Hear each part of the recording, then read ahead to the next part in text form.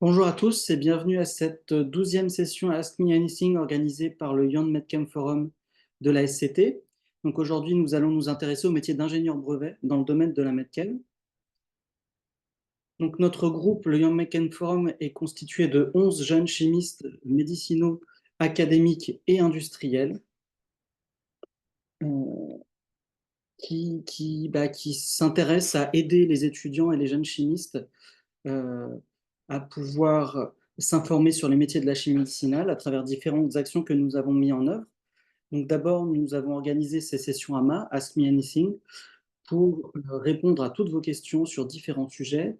Nous avons mis en place sur le site de la SCT différents mappings pour pouvoir référencer euh, les différentes formations, que ce soit en chimie médicinale, en master, les laboratoires académiques et industriels qui s'intéressent à la chimie médicinale en France. Nous avons également mis en place depuis l'année dernière une session de mentoring dédiée aux étudiants de master et aux premières années de thèse pour se différencier de ce qui se fait au niveau européen dans ce domaine-là, pour aider les étudiants à répondre à toutes leurs questions sur le métier de la Medchem également. Et depuis un an maintenant, nous réalisons des petites vidéos qui s'appellent My Publication at a Glance, que vous pouvez retrouver sur notre chaîne YouTube et sur le site de la SCT, qui mettent en évidence des jeunes doctorants ou postdocs à travers la présentation d'une publication récente de leurs travaux. Donc, n'hésitez pas à nous suivre à la fois sur le site de la SCT, où vous pourrez retrouver de nombreuses informations qui pourront vous intéresser, sur notre compte LinkedIn, notre compte Twitter et notre compte YouTube. Et voici l'adresse pour pouvoir nous contacter euh, par mail. Donc aujourd'hui, nous avons une session AMA spéciale sur le métier d'ingénieur brevet. Donc n'hésitez pas à poser vos questions et d'allumer votre caméra lorsque vous poserez vos questions. Essayez d'éteindre le micro lorsque vous ne parlez pas. Et donc, cette session est enregistrée pour pouvoir être diffusée sur notre site par la suite. Donc aujourd'hui, pour répondre à vos questions sur le métier d'ingénieur brevet en Medchem, nous avons la chance d'avoir Maïwen Bonnet, qui est ingénieur brevet dans le groupe NONI, groupe Ypsilon. Et donc, je vais lui laisser la main. Merci Sandy pour votre invitation. Donc, j'ai eu l'occasion de rencontrer Sandy par écran interposé lors d'une rédaction de brevet. Et donc, il m'a invité il y a quelques semaines à vous partager ce qu'est le métier. Donc, l'idée, c'est vraiment de vous sentir très libre de me poser des questions sur le métier, sur tout ce qui vous passe par la tête, hein. Sentez-vous vraiment très libre. Donc, je vais juste peut-être me présenter rapidement en termes de parcours, et puis après, je vais dérouler ce qu'est un brevet. Pardon, j'ai un chat dans la gorge. Ce qu'est un brevet, la formation, et puis le métier en tant que tel, quelles qualités sont requises, qu'est-ce qui est un petit peu attendu comme type de qualité pour exercer ce métier, et la diversité aussi des métiers en ingénieur brevet, c'est pas standardisé. Il y a vraiment différents types de postes qui peuvent découler de ce métier. Donc, moi, me concernant, j'ai fait l'école de chimie de Montpellier et j'ai tout de suite été embauchée au département brevet de Saint-Élabo à l'époque, qui a fusionné ensuite avec Sanofi. Et je suis restée 4 ans. Donc, j'ai fait mes premiers pas là-bas, mes premiers diplômes. J'ai appris le métier, on va dire, chez eux. Ensuite, je suis passée en cabinet, dans un gros cabinet qui s'appelle le cabinet Regimbault pendant 3 ans. Et j'ai ensuite rejoint le cabinet Noni. Je voulais découvrir une structure peut-être un peu plus petite. Et j'y suis depuis 20 ans. Voilà. Donc, voilà mon parcours. Alors, je vais vous partager la présentation.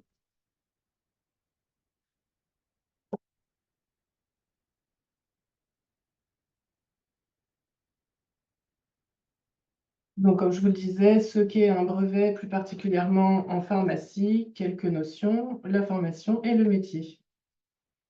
Alors, qu'est-ce qu'un brevet? Déjà, pour un petit peu contextualiser ce qu'il représente, c'est une branche du droit, finalement, de la propriété euh, enfin, c'est une branche de la propriété industrielle qui est aussi le pendant de la propriété littéraire artistique. Et dans les propriétés industrielles, on retrouve également les marques. Alors, qu'est-ce qu'un brevet? C'est vraiment le b.a.-ba, mais c'est bien de rappeler un petit peu les bases. C'est un titre qui protège une innovation technique. Donc, il faut qu'il y ait de la technicité. On ne peut pas protéger des choses de type présentation d'informations, des choses comme ça. On doit résoudre vraiment un problème technique. On est sur un titre qui confère le droit d'interdire. Ce n'est pas une autorisation, parce que certaines personnes, souvent, font un petit peu la confusion avec tout ce qui est autorisation de mise sur le marché, etc. Là, on n'est pas du tout dans ce cadre-là. On est sur comment protéger une invention qui est, définie par les revendications, qui sont une partie du titre en lui-même, qui se trouve à la fin du document, si vous avez déjà pu parcourir un brevet. Et le droit est celui d'interdire l'exploitation et non pas d'autoriser à exploiter. La durée est de 20 ans et c'est territorial, c'est-à-dire chaque pays octroie un titre. Donc on va avoir un titre français, un titre américain, un titre coréen, un titre japonais, etc. Il n'y a pas de titre mondial, autrement dit. Et il donne la possibilité donc de poursuivre des contrefacteurs qui matérialisent le droit d'interdire que j'ai évoqué juste au-dessus, devant les tribunaux, donc par des actions, des litiges. Donc c'est un petit peu le message de cette slide, c'est que effectivement c'est bien un droit d'interdire et qui est matérialisé par les revendications. Qu'est-ce qu'on interdit? C'est déterminé dans la revendication. La portée des revendications est déterminante pour savoir ce qu'on a droit d'interdire précisément. Alors, il y a un gros distinguo à faire sur ce qu'est une demande de brevet et ce qu'est un brevet. Une demande de brevet, c'est vraiment au stade où on dépose, c'est-à-dire on prend date, on décrit l'invention, en ayant une partie, donc description générale, quel est le problème, quelle est la solution apportée par les inventeurs. On illustre avec une partie exemple qui doit être assez détaillée pour bien montrer que l'invention a été réalisée. Et on a ces fameuses revendications qui est ce qu'on espère pouvoir protéger au regard de ce qui existait auparavant. Et quand cette demande est déposée, elle va subir tout un examen, ce qu'on appelle la procédure d'examen, auprès des différents offices de brevets. Donc en Europe, c'est l'Office européen des brevets, par exemple. Aux États-Unis, c'est l'USPTO.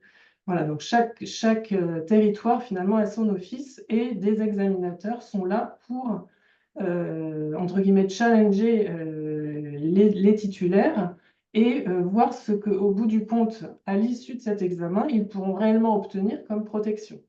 Donc, bien souvent, on espère large, et puis après, on vient réduire si jamais il y a de l'art antérieur qui émerge et qui vient barrer la route finalement à cette portée aussi large. Et c'est pour ça que la rédaction est très importante, c'est parce qu'on doit toujours prévoir ce qu'on appelle des positions de repli pour pouvoir avoir un petit peu des tiroirs à disposition et pouvoir rédiger des revendications qui soient considérées comme brevetables à l'issue de cet examen. Et donc, quels sont ces critères de brevetabilité finalement pour aboutir à un brevet? Eh bien, c'est les critères de nouveauté. Donc, c'est-à-dire, c'est photographique, c'est-à-dire que ce qu'on revendique ne doit pas exister, ne doit pas avoir été décrit auparavant par n'importe quel biais. On est sur les publications, on est sur les demandes de brevets, on est sur l'usage antérieur, tout document disponible en réalité. Et l'activité inventive, c'est une notion qui est un petit peu plus complexe d'application, puisqu'on doit déterminer en fait à partir du problème technique quel est le document de l'art antérieur le plus proche, auquel cas on va déterminer une différence avec cet art antérieur le plus proche, qu'est-ce que finalement l'invention apporte, et on va déterminer si, oui ou non, on peut estimer qu'il y avait évidence ou pas à obtenir l'invention revendiquée. Et et cette approche est un petit peu différente selon les pays, hein, entre les États-Unis, entre l'Europe. Il y a une façon de faire, une approche par rapport à l'activité inventive qui n'est pas tout à fait similaire. Donc chaque pays a un petit peu ses propres caractéristiques et ses façons de penser. Et puis l'application industrielle, bon, c'est simplement, comme je disais un peu tout à l'heure, on ne va pas protéger une présentation d'informations, un calendrier ou que sais-je, par exemple.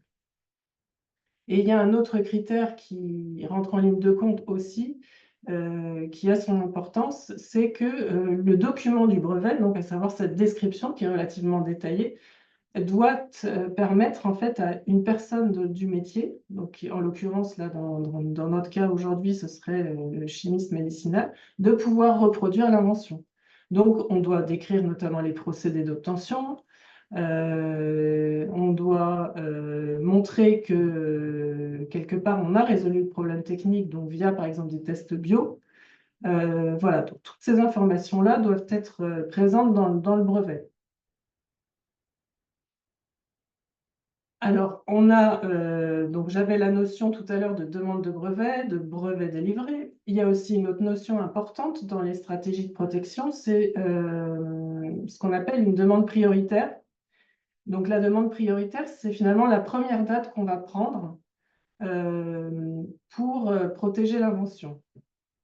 On peut la déposer en France, en Europe, n'importe où. Il n'y a pas d'exigence de territoire. Et ensuite, à 12 mois, date anniversaire, on va pouvoir faire ce qu'on appelle une demande d'extension, une demande qui va revendiquer, c'est la terminologie appropriée, la priorité de cette fameuse première demande initiale. Et là, on va pouvoir enrichir le texte. On va pouvoir apporter des compléments. Par exemple, si les inventeurs, entre-temps, je prends le cas de la chimie médicinale, a synthétisé plein de composés supplémentaires, il a eu le temps de les tester, etc. Donc, on va s'interroger comment intégrer toutes ces nouvelles molécules, par exemple, dans le texte initial pour arriver à un texte enrichi qui donnera donc lieu à une deuxième date qui vous permet de déterminer la date de l'invention. Donc, on aura en fait deux dates. On aura la date de la demande prioritaire qui correspond à ce qui était initialement dans la première demande. Et tout ce qui a été ajouté aura la date d'invention de cette extension à 12 mois. C'est-à-dire qu'il peut très bien arriver que si entre-temps il y a eu un art antérieur qui est sorti, eh bien il soit opposable à vos nouveaux composés, alors qu'il ne l'était pas au premier composé qui était contenu dans la demande prioritaire. Donc il peut parfois y avoir un petit peu des situations un petit peu complexes, mais l'idée générale de cette histoire de demande de priorité et d'extension, en fait, c'est de façon factice de faire remonter la date de l'invention pour tout ce qui est commun entre ces deux textes à la date de la demande prioritaire. En fait, on permet aux inventeurs de venir enrichir ce texte grâce à cette priorité. Pardon, je n'ai pas fini. Et donc, j'ai bien parlé des 12 mois. Classiquement, c'est une demande PCT. Vous avez sûrement entendu parler des demandes PCT qu'on voit comme des documents brevets marqués WO. Donc, ce sont des demandes. C'est pour ça, j'insiste, ce ne sont jamais des brevets délivrés. Donc, quand vous voyez dans la littérature des WO, ne pensez pas que ce sont des brevets qui ont des portées, on va dire, définitives. Ce sont vraiment des documents de demande de brevet. Ce n'est pas ce que le titulaire a finalement reçu comme portée, c'est ce qu'il a demandé. Et ensuite, cette demande PCT permet de retarder l'entrée en phase, ce qu'on appelle l'entrée en phase, c'est-à-dire la nationalisation, si vous voulez, le fait d'entrer dans des territoires nationaux ou régionaux à 30 mois. Donc 30 mois, ça fait 2 ans et demi de la demande prioritaire. Donc ça fait à temps zéro, je dépose ma priorité, à 12 mois, je dépose mon extension, et à 30 mois, toujours de la demande prioritaire, je vais dans les pays nationaux qui sont au nombre de 57 pour le PCT. Et l'Office européen des brevets est un de ces pays, entre guillemets, zone régionale, qui permet d'avoir un titre européen. Donc, comme je disais, l'intérêt, c'est d'avoir une procédure unique. Vous avez une seule langue et vous retardez un petit peu les prises de décision parce que, comme vous le savez, notamment dans la chimie, les process de développement, tout ça, enfin en chimie médicinale, tout est très long. Parfois, il faut, solidifier des partenariats, voilà, faut convaincre des partenaires, etc. Donc, plus on gagne de temps, plus on est à l'aise pour choisir un petit peu plus, de façon un petit peu plus, on va dire, éclairer les pays d'intérêt. Alors attention, souvent en pharma, qui protège très très large, souvent les déposants en pharma font donc une demande PCT, une demande à Taïwan, une en Argentine, puisque ces deux pays-là ne font pas partie du PCT. Et comme je le disais au début, eh bien, cette demande PCT mènera à des titres indépendants dans chacun des territoires choisis. Alors, en pharmacie, qu'est-ce qu'on peut protéger? On peut protéger les produits. Ce sont souvent les produits, enfin les brevets, on va dire, de base forts, qu'on considère forts, ce qu'on appelle composition of matter, peut-être vous avez déjà entendu l'expression. On peut protéger toujours sous la catégorie produits des compositions pharmaceutiques, médicaments, intermédiaires de synthèse, formulation galénique, en bio, micro-organismes, animal transgénique, anticorps, cellules, séquences ADN, protéines. Et on a des exceptions à la brevetabilité tout de même qui sont à considérer. Dans d'autres catégories possibles pour les brevets, les procédés de synthèse, d'analyse et les applications qui peuvent être aussi très importantes en pharma, c'est les nouvelles utilisations d'un produit déjà connu pour une autre finalité. C'est ce qui est arrivé au Viagra, par exemple, qui n'était pas du tout, c'était pas l'essai clinique n'était pas prévu pour l'indication pour laquelle il a été commercialisé. Et il y a eu des brevets de seconde application thérapeutique pour tenter de protéger cette application et de ce fait tenter d'avoir une protection plus longue parce que c'est un petit peu le nerf de la guerre en pharmacie, les brevets, pour retarder au maximum l'arrivée des génériques. Donc, le traditionnel, on va dire, dans la chimie médicinale, c'est ce qu'on appelle les brevets de formule Marcouche. Donc, c'est des petites molécules, plus ou moins petites d'ailleurs. On a un brevet de base, on protège la formule Marcouche, on essaye de couvrir autour du produit du candidat, du ou des candidats pressentis, parce que des fois, on dépose un peu plus tôt. Et donc, ce brevet de base est considéré comme étant le brevet le plus fort, hein, puisque vous empêchez un tiers de reproduire la molécule, quelle que soit l'indication. Donc, c'est vraiment ce que vous pouvez avoir de plus fort en termes de protection.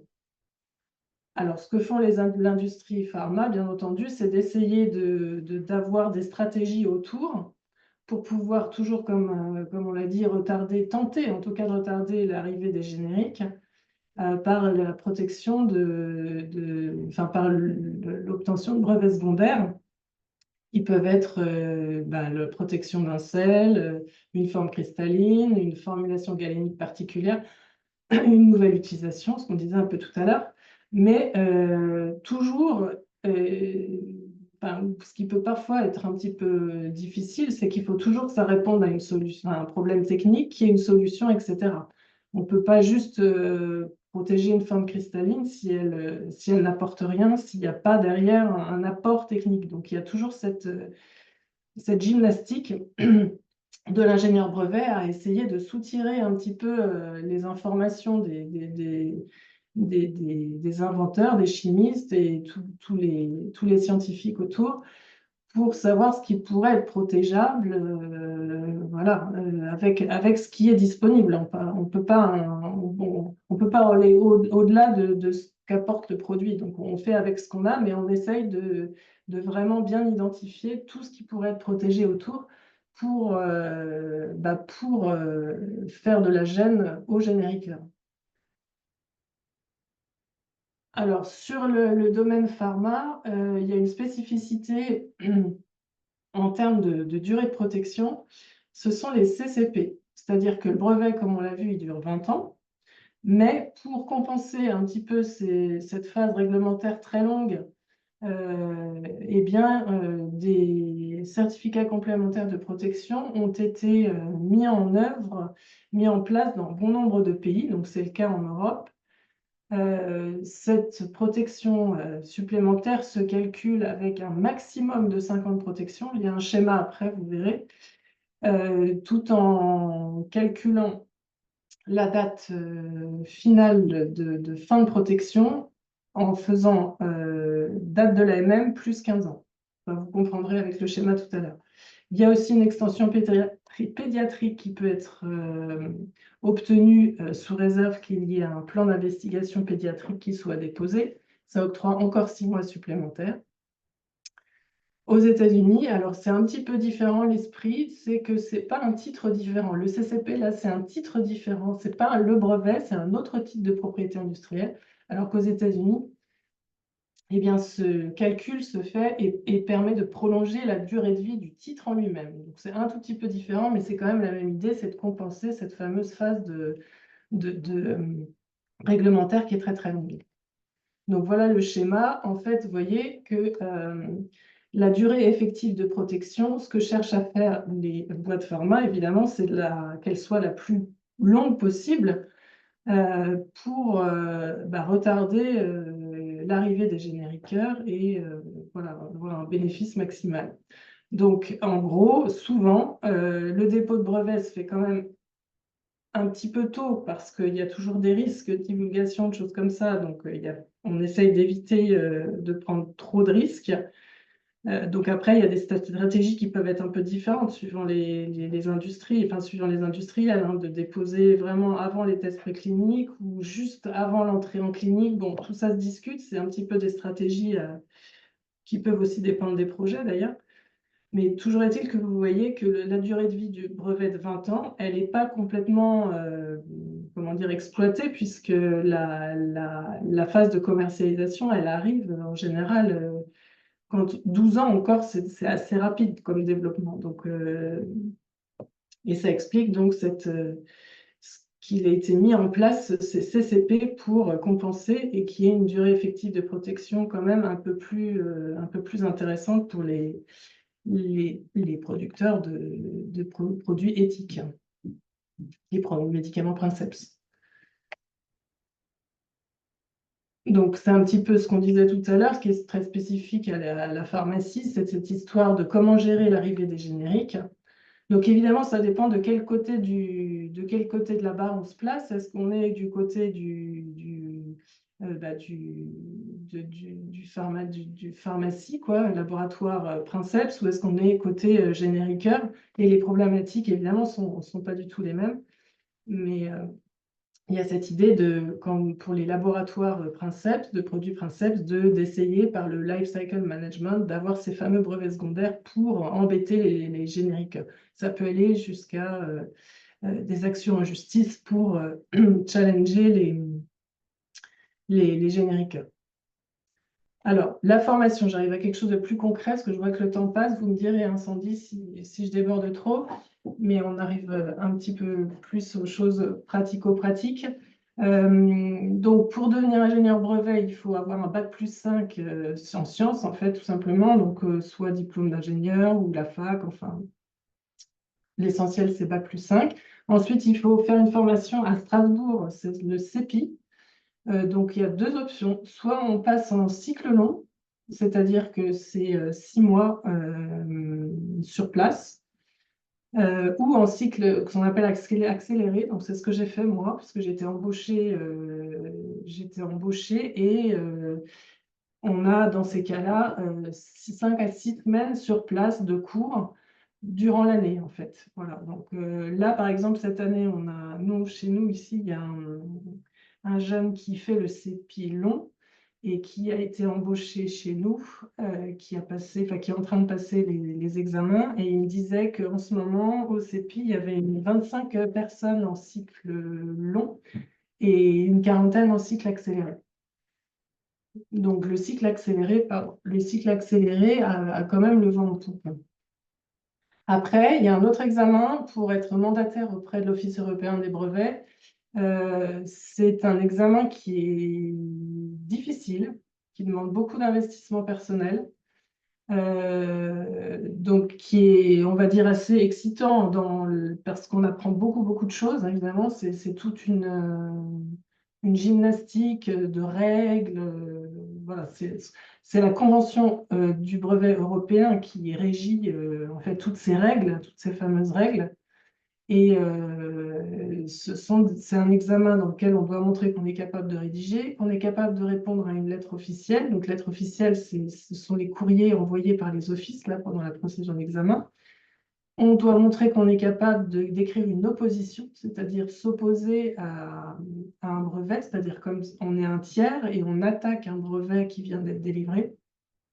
Et on doit être capable aussi, dans une quatrième épreuve, de donner une opinion juridique sur des situations délicates, avec des priorités dans tous les sens, ou alors un demandeur qui est russe et un qui est belge, ou je ne sais quoi. Enfin, des choses un peu qui sortent de l'ordinaire, où il faut être capable de trouver l'information et de pouvoir donner un conseil à un client sur comment gérer cette situation.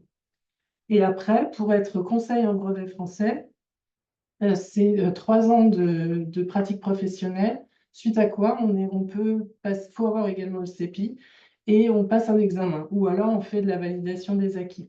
Et j'ai oublié de signifier que pour l'EQE, donc le mandataire européen, il faut également avoir de l'expérience et le justifier. Donc ces nouvelles épreuves, la F, M1, M2, M3, M4, c'est vraiment la nouvelle mouture qui arrivera en 2026-2027. Et il faut avoir 2 ans d'expérience pour passer M1, M2 et 3 ans pour M3, M4. Donc, il y a quand même une formation qui est assez longue euh, pour acquérir les réflexes. Voilà. Il faut avoir en tête que c'est quand même assez long de devenir conseil en brevet. Il faut une certaine forme de patience, je dirais, de ténacité pour se sentir à l'aise. Enfin, à l'aise, on n'est jamais complètement à l'aise. Toutes les situations sont toujours très différentes et multiples et jamais les mêmes. Mais bon, voilà, il faut quand même pas mal de temps avant d'avoir des réflexes. Enfin, c'est ma perception. Alors, sur le métier et qu'est-ce que fait un ingénieur brevet? Ben alors, c'est ce que je disais, c'est que c'est assez varié finalement. Il peut être dans tout ce qui est rédaction, procédure, etc. Il peut être dans des aspects plus offensifs, c'est-à-dire être dans des oppositions. Donc ça, c'est une procédure qui permet d'attaquer un titre en validité une fois qu'il est délivré. Ça, c'est auprès de l'Office européen des brevets. Donc ça demande des qualités, on va dire, euh, et pas d'analyse toujours, hein. Toujours de toute façon dans le métier, et le fait d'être minutieux, de chercher l'information, etc., ça c'est vraiment une constante partout, mais c'est pas toujours le même état d'esprit entre construire une rédaction de demande ou être dans je vais attaquer un titre. Voilà, c'est pas toujours la même tournure d'esprit. Mais sinon, il faut quand même toujours avoir beaucoup d'analyse et beaucoup être sur les documents, chercher l'info. Ça, c'est vraiment une constante. Vous pouvez être amené à faire des recherches sur l'état de la technique, des études de brevetabilité, d'analyse et analyse de liberté d'exploitation. Donc, liberté d'exploitation, c'est vérifier s'il n'y a pas des titres qui entravent finalement la liberté d'exploiter un produit. Quand un client vient vous voir et vous dit, voilà, je voudrais commercialiser tel produit, est-ce que j'ai le droit? Est-ce que il n'y a pas un tiers qui a un brevet et qui pourrait m'empêcher de... Voilà, vous pouvez être un petit peu aussi consulté dans le cadre de contrats, bien qu'on ne soit pas juriste, hein. Donc, on peut être juste consulté, mais c'est pas nous qui allons rédiger les contrats. Il y a quelque chose d'un petit peu particulier, c'est la saisie contrefaçon. Donc ça, c'est dans l'aspect litige. C'est une autorisation qui est faite par le tribunal d'aller saisir un produit chez un tiers sous autorisation donc, de la justice, hein, c'est bien cadré. pour amorcer ensuite des procès.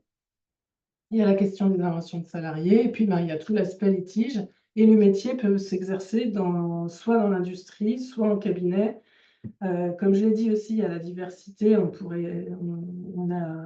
Si on veut travailler en pharmacie, eh ben, on peut être soit chez le côté génériqueur, soit côté pardon, produit princeps. Enfin, il y a vraiment différentes sortes de postes possibles, je dirais. C'est finalement assez varié. Et puis ça dépend des appétences de chacun. Il y a des gens qui sont plutôt très minutieux, petites souris, qui aiment bien vraiment faire les choses, analyser et être dans des choses très précises. Il y en a d'autres, ils ont besoin de plus de contact, d'être au contact des inventeurs, de les challenger. Voilà. Bon. Après, ça dépend des personnes, des goûts, on va dire, de chacun. Mais en tout cas, voilà, j'ai essayé de vous résumer un petit peu les qualités. Dans la rédaction, bah, c'est analyser, hein, analyser, analyser, hein, ça c'est sûr. Bon, puis après, à un moment donné, il faut synthétiser aussi, on s'en doute. Beaucoup de rigueur, tout ce qui est vocabulaire, être le plus précis possible. Voilà, on cherche toujours la clarté le plus possible. Quand on est dans la phase de rédaction, bah, et voilà, il faut aller voir les inventeurs et pour essayer d'anticiper un petit peu, si on a connaissance d'art antérieur déjà qui pourrait être gênant, bah, essayer de trouver comment on pourrait faire pour avoir une position de repli en plus, pour au cas où pouvoir avoir une branche à laquelle se raccrocher, ce genre de choses. Dans l'examen, alors avoir un esprit critique, toujours être minutieux, ça c'est sûr, mais avoir un esprit critique, c'est-à-dire ne jamais prendre pour argent comptant ce que va dire l'examinateur, parce que lui, il a son opinion, mais ce qu'il faut, c'est prendre suffisamment de recul pour critiquer, enfin, pour pouvoir répondre et se faire sa propre opinion, en fait. Et puis parfois avec l'appui des inventeurs pour, par exemple, déposer des essais comparatifs si on n'y arrive pas au niveau de l'activité inventive, hein. Ça requiert des échanges, même au stade de l'examen, avec les inventeurs. Donc toujours avoir aussi une capacité à s'organiser pour gérer les priorités, parce qu'il y a beaucoup de délais. Quand on a beaucoup de familles à gérer, bah, voilà, faut prioriser les choses. Donc, avoir un sens de l'organisation. Tout ce qui est opinion, litige, bon, eh bien, effectivement, c'est plus des thématiques où on demande plus de seniorité, d'avoir plus d'expérience, d'avoir un petit peu eu des expériences de cas de figure particuliers. On peut parfois travailler en équipe. Toujours bah, cette idée qu'il y a potentiellement beaucoup de documents à analyser et aussi avoir l'esprit dans je vais servir un client, que ce soit un client interne ou un client externe. Donc moi, j'ai mon jargon, mais je dois toujours essayer de rendre les choses les plus claires possibles pour que le décisionnaire puisse prendre la décision de façon éclairée. C'est-à-dire que, et certes, il faut qu'il y ait quelque chose de détaillé pour soutenir tout ce que j'ai pu analyser, mais il faut qu'il y ait aussi une synthèse pour aider la personne qui va décider est-ce que j'attaque, est-ce que j'attaque pas, est-ce que je dépose, est-ce que je garde secret. Enfin, vous voyez, tout ce genre de considérations stratégiques. Et puis, ben, la part de conseil, voilà, c'est aimer. On va dire, accompagner les clients, et être à l'écoute, savoir quelles sont leurs problématiques, qu'est-ce qu'ils vont protéger dans le futur pour essayer de tenter qu'ils ne s'auto-antériorisent pas, parce que ça, c'est vraiment le truc le plus fâcheux qui puisse arriver. Être force de proposition pour leur demander, bah, est-ce que vous connaissez des tiers qui font la même chose que vous? Il faudrait peut-être instaurer une veille ou se poser la question si vous avez la liberté d'exploiter, enfin voilà, ce genre de questions à se poser. Voilà à peu près le tour d'horizon. J'espère que je n'ai pas été trop longue. En tout cas, je vous remercie et puis ben, je suis là pour répondre à vos questions sur ce panorama un peu rapide. Merci Maïwen. Ben, on va passer aux questions. N'hésitez pas à poser toutes vos questions là, pour répondre à toutes vos questions. Oui, Ryan? Oui, bonjour. Vous m'entendez?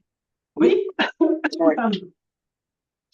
Merci pour votre présentation. Je me demandais justement quelle était l'impact de l'intelligence artificielle, par exemple, dans ce genre de métier, que ce soit positif ou négatif? Est-ce que c'est des outils que vous utilisez au quotidien ou c'est Alors, ça prohibé? commence. Ça commence, mais c'est un peu les prémices, je dirais. Euh, D'accord, il y a des personnes en interne qui ont fait des essais, ne serait-ce qu'avec les IA disponibles, où ça a été plus ou moins convaincant, quoi. d'accord. Oui, oui, bien sûr que ça, à terme, c'est sûr que ce sera une aide. Parce que ne serait-ce que pour l'analyse des documents, Mm. bah, il peut y avoir quand même cette aide. Mais encore une fois, il faut faire gaffe. Il faut quand même derrière qu'il y ait l'humain, hein. Il y a un suivi. OK, Ah oui, oui, oui, c'est vraiment. Il paraît qu'il y a un Américain qui s'est fait poursuivre parce qu'il avait pris pour argent comptant des noms de décision dans le cadre d'un procès, des noms de décision qu'il n'avait pas vérifiés et qui sont d'accord. avérés être des créations de ChatGPT, quoi. Donc, non, non, il y a vraiment. Enfin, faut faire vraiment hyper gaffe. C'est, enfin, c'est pas au point, quoi, clairement. Oui, À enfin, terme, c'est sûr que ce sera une aide. il y a de l'optimisation encore à faire, mais Ouais. voilà. D'accord. Mais même pour la Merci. rédaction, on peut imaginer. Ouais, Mais par contre, un jeu de revendication, alors là, à mon avis, on est loin du compte, hein, parce qu'il y a quand même trop de paramètres que je vois pas comment une IA peut intégrer tous les paramètres. Ça me paraît. d'accord. Oui, donc c'était ma question. Est-ce que ce genre de métier peut être amené à être menacé dans le futur ou par rapport à... Alors, menacé, je dirais pas. Ouais, d'accord. Ça me paraît un peu fort de café, mais en tout cas, c'est sûr qu'il va y avoir des évolutions, hein, je pense. Ouais. Ouais. C'est plus un outil qu'on peut utiliser, mais pas à 100%, quoi. Hmm. Ouais, ouais, D'accord. Merci. de rien. D'autres questions?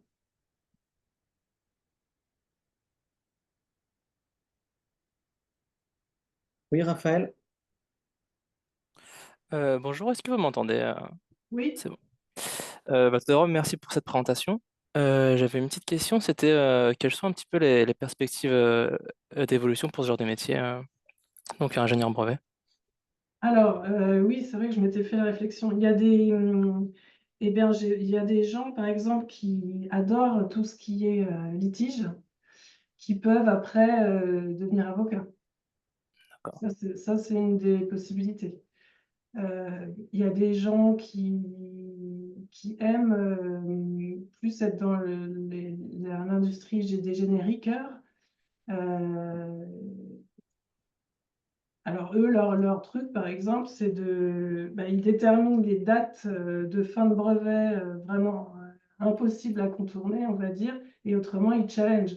Donc voilà, c'est un côté aussi plus dans, dans le challenger, quoi, challenger Ok. les titres. Par exemple, ça, c'est un, c'est un aspect du métier. Après, bah, l'évolution, je dirais, il y a cette phase de formation qui est quand même assez longue. C'est vrai que des fois, on peut voir, enfin, ici, il y a eu pas mal de jeunes, on va dire, qui sont venus et qui ont. Alors, il y a des gens qui accrochent, vous voyez, voilà, qui ont vraiment la fibre je dis toujours petite souris, mais c'est un peu, voilà, qui aiment bien dans minutieux, identifier les infos, se poser plein de questions, vous voyez, ce genre de personnes. Et puis il y en a d'autres, on en a eu un, par exemple, on a eu un thésard il y a l'année dernière. Franchement, il était top. Et je veux dire, on voyait qu'il pigeait tout. Mais il nous a dit au bout d'un mois, non mais moi je ne vais pas rester devant l'ordinateur comme ça toute la journée. Voilà. Après, c'est sûr que le métier, moi quand j'ai commencé, on voyait quand même un peu plus les inventeurs, en vrai, physiquement. Donc c'est vrai qu'il y avait ce côté un petit peu plus d'échange, euh, un peu plus fréquent qu'aujourd'hui. Bah, voilà, on se voit par caméra interposée, il faut quand même le dire. Donc c'est vrai que pour moi, il ne faut pas hésiter après, quand on prend la seniorité, je pense à provoquer les relations, enfin, à provoquer les rendez-vous clients, enfin, garder quand même ce contact, quoi. Vous voyez ce que je veux dire? Je trouve que sinon, Oui. ça fait un peu... voilà, je trouve que pour un jeune qui démarre avec les techniques d'aujourd'hui et tout, je pense qu'il peut se... Voilà, il faut pas qu'il s'enferme. Moi, c'est ça que je dirais. Il faut pas qu'il s'enferme dans, voilà, on reste que derrière un écran. Mais voilà, il faut qu'il y ait quand même encore du travail en équipe. On apprend beaucoup des autres, beaucoup, beaucoup, en échangeant avec les collègues. Voilà, faire du 100% télétravail quand on démarre, par exemple, c'est une hérésie.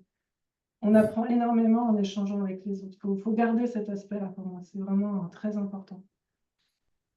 Et oui, il y avait, Sandy m'avait demandé, je fais le lien du coup, quels sont un petit peu les challenges, sont-ils différents si on a une thèse ou pas? Alors moi, par exemple, je n'ai pas de thèse, j'ai plusieurs collègues en chimie qui n'ont pas de thèse.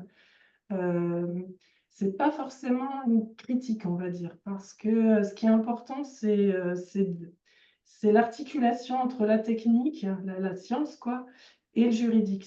Donc, c'est pas parce qu'on a fait une thèse que c'est forcément la garantie que, voilà. Puis c'est pas parce qu'on a fait une thèse dans un domaine très précis qu'on va continuer à rédiger des brevets toute sa vie dans ce même domaine. Mm. Donc, ça peut être un plus, bien sûr, évidemment, parce que c'est plus creusé, scientifiquement parlant et tout, hein, mais ce n'est pas indispensable. C'est pas indispensable. Ce qui compte, c'est le goût de cette articulation entre la science et le juridique, je dirais. Je- Et, et du coup, je me permets de rebondir Oui, parce que j'avais une deuxième question. oui, C'était ce côté scientifique. oui. Comment est-ce qu'il intervient dans votre métier de manière un peu plus concrète? Bah, c'est la compréhension des inventions. On est amené à lire des articles, quand les inventeurs viennent vers nous, le terrain n'est pas vierge, donc bah, il faut comprendre ce qui s'est fait avant et qu'est-ce que l'inventeur apporte. Donc en chimie, bon, on comprend un peu. En bio, parfois c'est plus pointu. Bon. Bah, merci Donc, pour vos réponses, hein. mais c'est surtout voilà, la compréhension, être dans un bain de savoir de ce qui se fait et voilà, pouvoir comprendre ce que l'inventeur veut protéger. D'accord. Et merci. Préciser, vous recrutez indifféremment des gens qui ont fait une thèse ou des masters, il n'y a pas forcément de frein de l'un vis.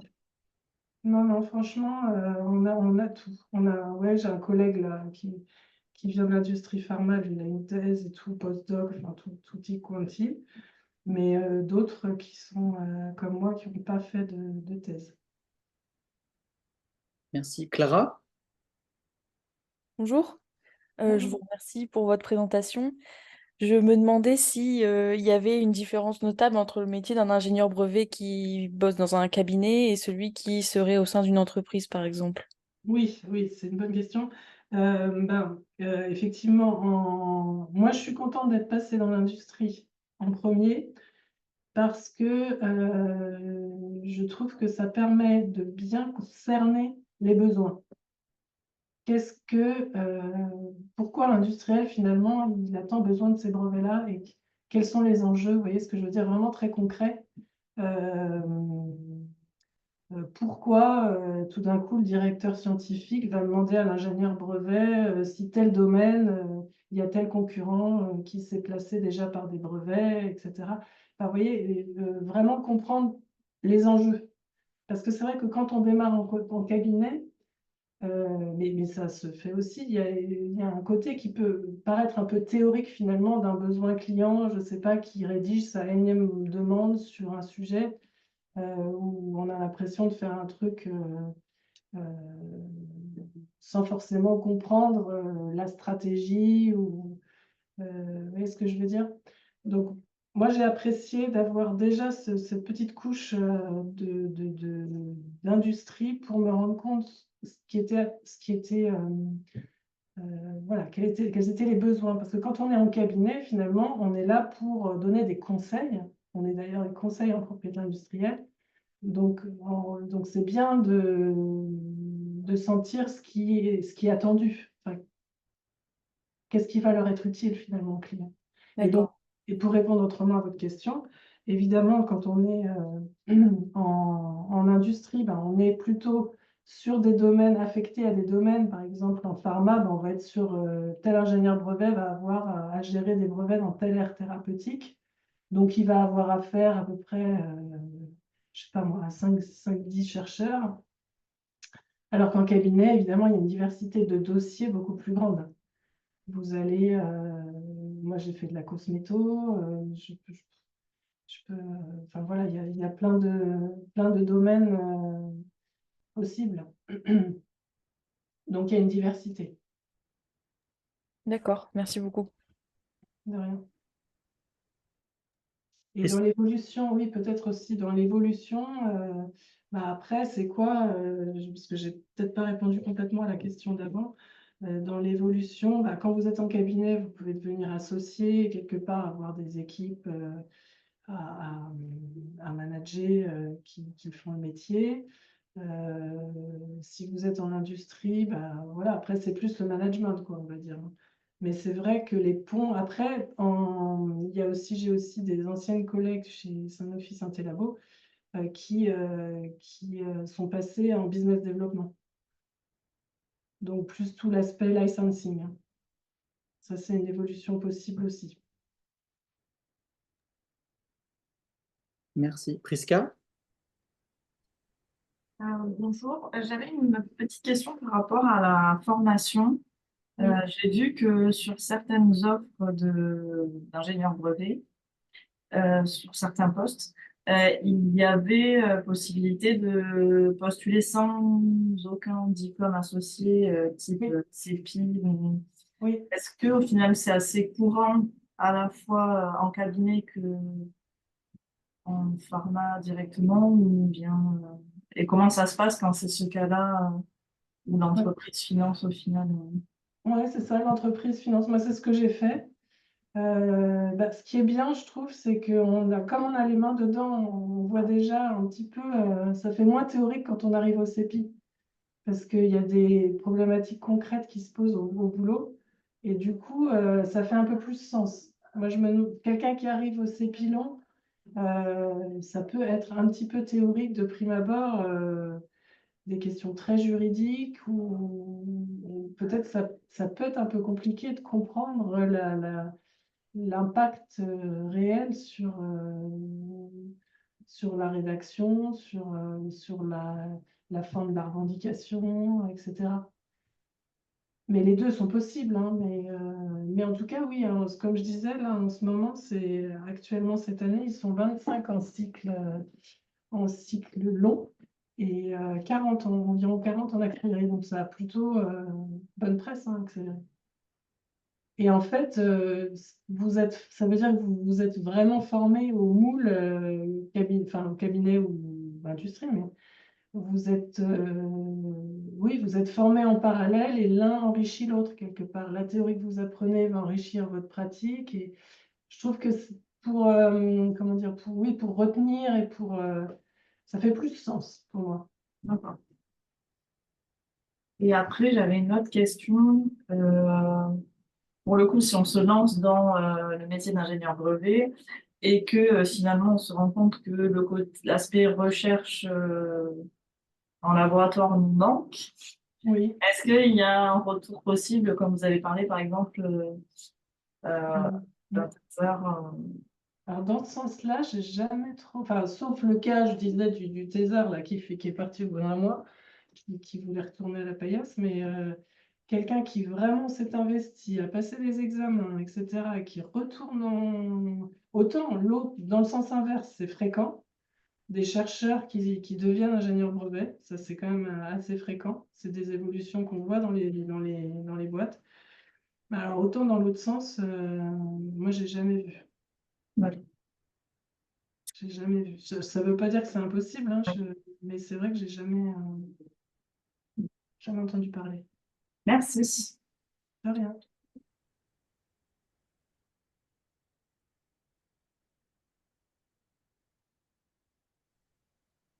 Je me permets de rebondir sur la question de Prisca de tout à l'heure par rapport à la formation. Est-ce qu'avec un doctorat, par exemple, on est obligé de suivre les formations à Strasbourg et tout ça? Ou bien il y a des passerelles ou quelque Non, chose, c'est j'ai pas pareil. trop compris. C'est pareil. D'accord, ok. En fait c'est bac plus 5 minimum, mais si vous avez Minimum, fait ok. 3 de plus, c'est juste vous avez fait 3 de plus, mais vous allez devoir passer par la case CEPI, Hmm, puis EQE, etc. d'accord. Merci.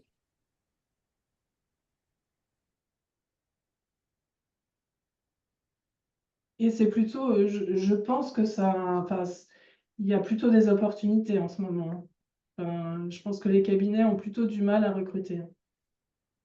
Ouais, c'était la question que j'avais Oui, oui, oui, oui.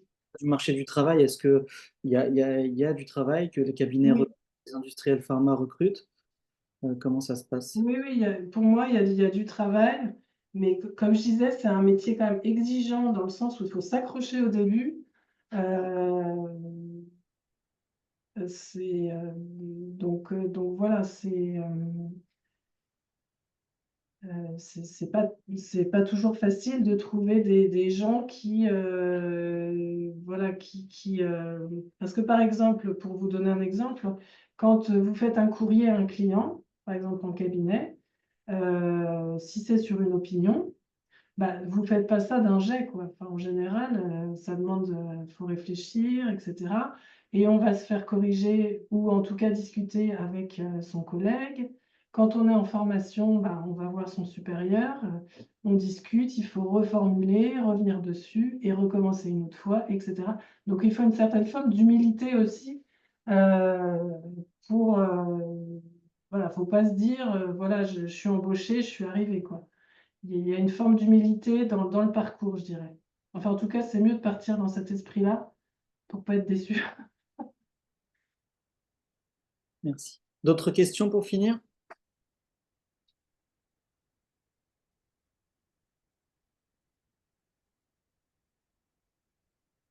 Non, bah, je pense que si on n'a pas d'autres questions, on va s'arrêter là. On va remercier au nom de tout le groupe des jeunes de la Société de chimie thérapeutique Maïwen Bonnet pour cette présentation et puis pour avoir répondu à toutes vos questions. Et puis on se retrouvera pour la prochaine session AMA à la rentrée en septembre. Merci à tous. Merci. Au revoir. Au revoir. Merci.